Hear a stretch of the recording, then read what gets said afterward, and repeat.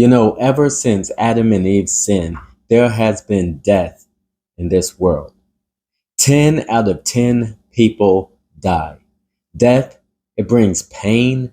Death, it brings misery. Death, it brings anguish. Death, it brings anxiety. The list goes on and on and on. We have family members that die. We have close friends that die. Perhaps even parents that die.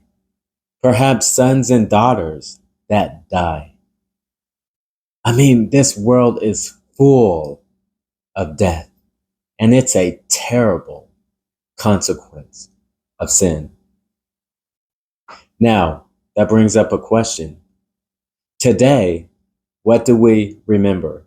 It's the death of the Son of God, the perfect Son of God, who is God the Son.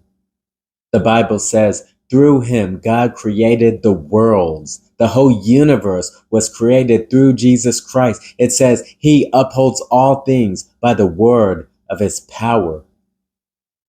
God himself calls Jesus Christ God. He says, your throne, O God, is forever and ever, and the scepter of your righteousness is the scepter of your kingdom. Now, question. Why is today called Good Friday? If death is a terrible thing, isn't it a more terrible thing for the Son of God to die? Why is it called Good Friday? Have you ever wondered about that? Well, briefly, I would like to deal with that today. So, in the book of Hebrews, turn to chapter 9. I'm going to start in verse 11. It says, but Christ came as high priest of the good things to come, with a greater and more perfect tabernacle made without hands, that is not of this creation. So it's referring back to the Old Testament. There were high priests, and they entered into this tabernacle, this tent, and offered sacrifices and offerings to God to deal with their own sin, to deal with the sins of the people. They would constantly do this. And once a year, the high priest would enter into that tent, into that tabernacle, and offer a sacrifice on what's called the Day of Atonement for all the people of Israel. This was done year by year by year by year by year. And as later in this book it says, it's a reminder of sin, but it never truly deals with sin. But notice it says, but Christ came as high priest of the good things to come. So what is good about what Jesus Christ accomplished when he came and when he offered not a sacrifice outside of himself, but he offered himself as a sacrifice? What was good about that? Well, let's see what the writer of Hebrews says. First of all, it was good because it accomplished eternal redemption. Look at verse 12. He says, not with the blood of goats and calves, but with his own blood, he entered the most holy place once for all, having obtained eternal redemption. See, the high priests in the Old Testament, they would go in year by year offering repeatedly the same sacrifices, which only reminded them of sin. It purchased a temporary forgiveness, a temporary redemption. But when Jesus Christ came, he offered himself once, and it obtained an eternal redemption, an eternal forgiveness of sins. And that's what makes what Jesus Christ did good.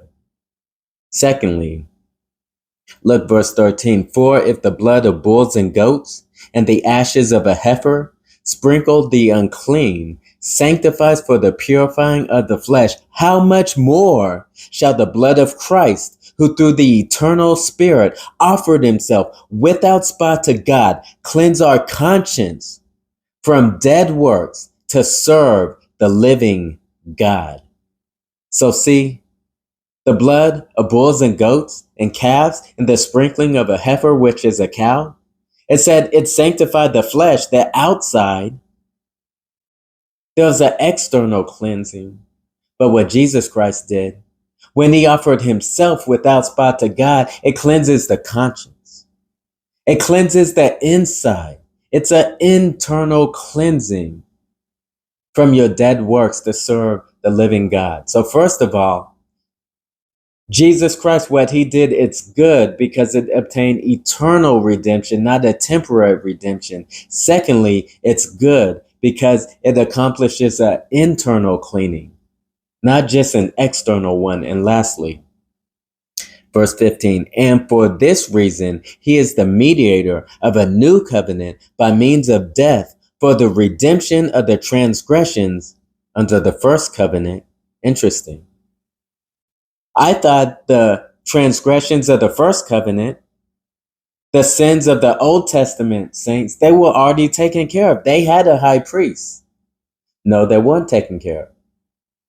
They were, remember, a temporary purchase, but they were a reminder of sin year by year. But it said that Jesus Christ is the mediator of the new covenant by means of death for the redemption of the transgressions under the first covenant. That means the people under the first covenant in the Old Testament, they were saved by the sacrifice of Christ. And even though they are under the old covenant, they're actually members of the new covenant before it was established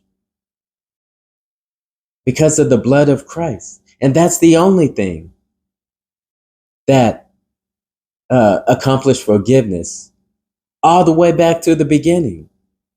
It was through Jesus Christ. The people in the Old Testament were saved the same way we are. They just look forward to Christ and we look back to Christ. But anyway, it says, and for this reason, he is the mediator of the new covenant by means of death for the redemption of the transgressions under the first covenant. Listen, that those who are called might receive the promise of the eternal inheritance.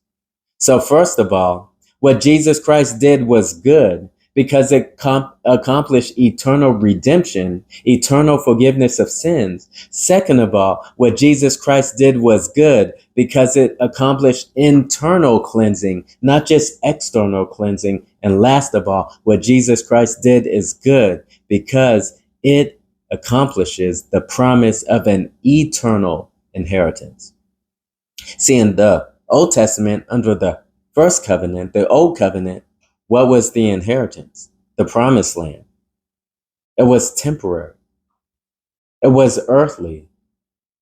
It would pass away just like the rest of this earth.